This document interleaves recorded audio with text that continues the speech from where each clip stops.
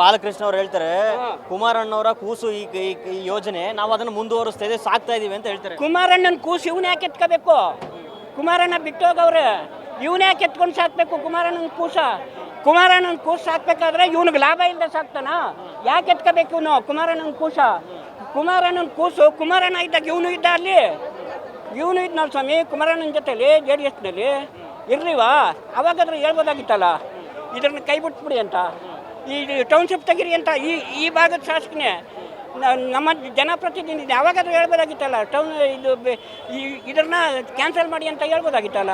ಲಕ್ಷಾಂತರ ರೈತರುಗಳು ನಂಬ್ಕೊಂಡಿರುವಂತಹ ಅನ್ನದ ಗಣಿಯನ್ನ ಕೊಡ್ಲೇಬೇಕು ಅಂತಂದ್ರೆ ಏನ್ ಮಾಡ್ತೀರಾ ಮುಂದೆ? ಏನು ಮಾಡ್ತೀವಿ? ಹೋರಾಟ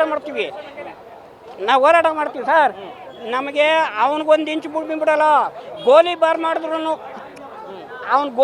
ಮಾಡಿದ್ರು ಈ ರೈತರು ಎದೆ ಕೊಡೋಕೆ ಸಿದ್ಧ ಇದ್ದೀವಿ. ಅದೆಷ್ಟು ಚೆನ್ನಾಗಿ ಗೋಲಿಬಾರ್ ಮಾಡ್ತಾನೆ ನಾವು ನೋಡೇ ಬಿಡೋಣ.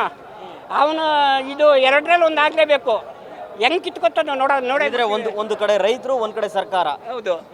ಹೌದು ನಾವು ರೈತರು ಎದೆಗೊಡಲ್ಲ, ಹೋರಾಟ ಮಾಡ್ತೀವಿ. ಸರ್ಕಾರ ಇಷ್ಟು ಗೋಲಿಬಾರ್ ಮಾಡ್ಬಿಟ್ಟು ಗುಂಡೂರಾಯಿ ಸರ್ಕಾರ ಏನಾಯಿತು?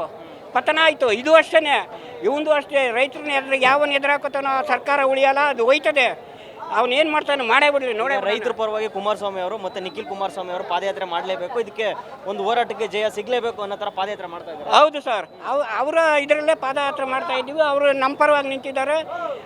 ಇವಾಗ ಕುಮಾರಣ್ಣನಿಗೂ DK ಶಿವಕುಮಾರ್ಗೂ ಪಂಥ, ಅವ್ರ ಪಂಥಕ್ಕೆ ರೈತರು ನಾಳೆ ಮಾಡ್ತಾವ್ರಿ. ಇವರು ಒಕ್ಕಲೆ ಬಿಡಿಸ್ತಾವ್ರೆ ನಮ್ಮ ಬಡವ ರೈತರನ್ನ. ನಾವೇನು ಮಾಡ್ದೋ?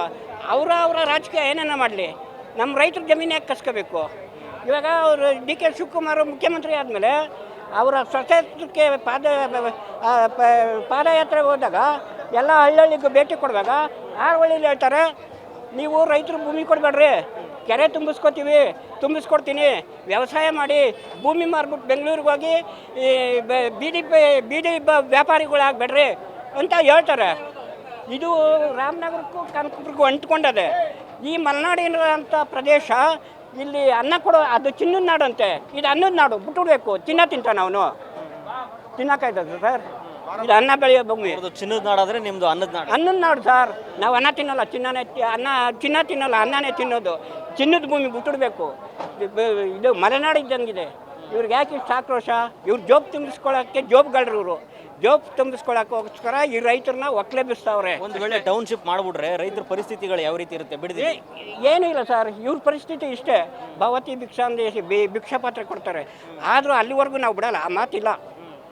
ಅದೇ ಈ ರೈತರನ್ನ ಎಷ್ಟು ಜನ ಗೋಲಿಬಾರ್ ಮಾಡಿದ್ರು ಆ ಮಾತೇ ಇಲ್ಲ. ನಾವು ಬಿಡಲ್ಲ. ಎಷ್ಟು ಜನನಾಗಲಿ, ಎಷ್ಟು ಜನ ಕೊಂದಾಗ್ತಾರೆ ನೋಡೋಣ. ಈ ರೈತರನ್ನ ಗೋಲಿ ಮಾಡಿ ಸರ್ಕಾರ ಎಷ್ಟು ಸರ್ಕಾರ ಉಳ್ದಾವೆ? ನಿಮ್ಮ ಭೂಮಿ ಉಳಿಸ್ಕೊಳ್ಳೋಕ್ಕೆ ನೀವು ಪ್ರಾಣ ಕೊಡೋಕ್ಕೂ ರೆಡಿ ಇರ್ತೀವಿ ಸರ್. ಗೋಲಿಬಾರ್ ಮಾಡಲಿ, ಎದೆ ಗುಂದಲ್ಲ, ಹಿಂಗೆ ನಿಂತಿರ್ತೀವಿ. ಮಾಡಲಿ, ಅವ್ನು ಎಷ್ಟು ಜನ ಮಾಡ್ತಾನೋ. ಆದರೆ ಎಲ್ಲೋ ಒಂದು ಕಡೆ ಕೆಲವು ರೈತರುಗಳು ನಾವು ಭೂಮಿ ಕೊಡೋಕೆ ಸಿದ್ಧವಾಗಿದ್ದೀವಿ, ಬದ್ಧವಾಗಿದ್ದೀವಿ. ಅವರು ಕಮಿಷನ್ ದಂಧೆಯವರು, ಅವ್ರಿಗೆಲ್ಲ ಕಮಿಷನ್ ಮಾತಾಡ್ಬಿಟ್ಟವ್ರು, ಇಷ್ಟು ಕೋಟಿ ಅಂತ. ಆ ಕಮಿಷನ್ ದಂಧೆಯವರು ಇವ್ರನ್ನ ಸಣ್ಣ ರೈತರನ್ನ ಒಕ್ಕಲೊಬ್ಬಿಸ್ತಾವ್ರೆ.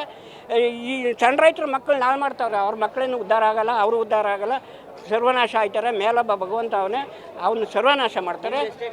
ಸರ್, ನಮ್ದೊಂದು 3 ಎಕರೆ ಇದೆ ರಸ್ತೆಯಲ್ಲಿ. ನಾವು ಸಮೃದ್ಧಿಯಾಗಿ ಬದುಕ್ತೀವಿ 3 ಬೆಳೆ ಬೆಳ್ಕೊಂಡು. ಅದರಲ್ಲಿ ಏನೂ ಇಲ್ಲ.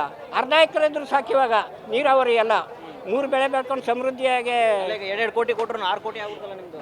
15 ಕೋಟಿ 20 ಕೋಟಿ ಕೊಟ್ಟರು ನಾವು ಕೊಡಲ್ಲ, ದುಡ್ಡಿರಲ್ಲ.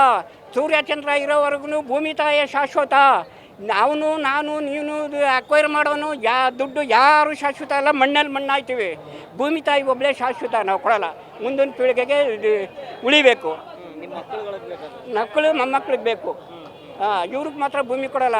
ಏನೋ ಅವ್ರು ಹಗಲ್ ಕನಸು ಕಾಡ್ತಾವನೆ ನಮ್ಮ ಬಾಲಕೃಷ್ಣ, ಈ ಭಾಗದ ಶಾಸಕ. ಹಗಲ್ ಕನಸು. ಇವಾಗೇನೋ ಒಂದು ಮಿನಿಸ್ಟ್ರ್ ಪೋಸ್ಟ್ ಕೊಟ್ಬಿಟ್ಟು ಅರಣ್ಯ ಸಚಿವ ಅಂತ ಒಂದು ಇದರಲ್ಲಿ ನೋಡಿದೆ. ಈ ಅರಣ್ಯ ಸಚಿವ ಒಂದು ಮರ ಕಡಿದ್ರೆ ಕಾಡಿನಲ್ಲಿ ಜೈಲ್ಗೆ ಹಾಕ್ತಾರೆ, 2 ವರ್ಷ ಸಜಾ ಅಂತಾರೆ. ಇಲ್ಲಿ 10 ಲಕ್ಷ ಮರ ಗಿಡ, ಈ ಕಾಮಧೇನು ಕಳಿಸ್ಬರಕ್ಷ ಇರೋ ಮರ ಗಿಡನೆಲ್ಲ ಕಡಿಸ್ತಾನಲ್ಲ, ಅವ್ನಿಗೆ ಎಲ್ಲಿಗೆ ಹಾಕ್ಬೇಕು? ಅವನ್ನೆಲ್ಗೆ ಹಾಕ್ಬೇಕು ಸರ್ ನಾವು? ಇದು ನ್ಯಾಯನಾ?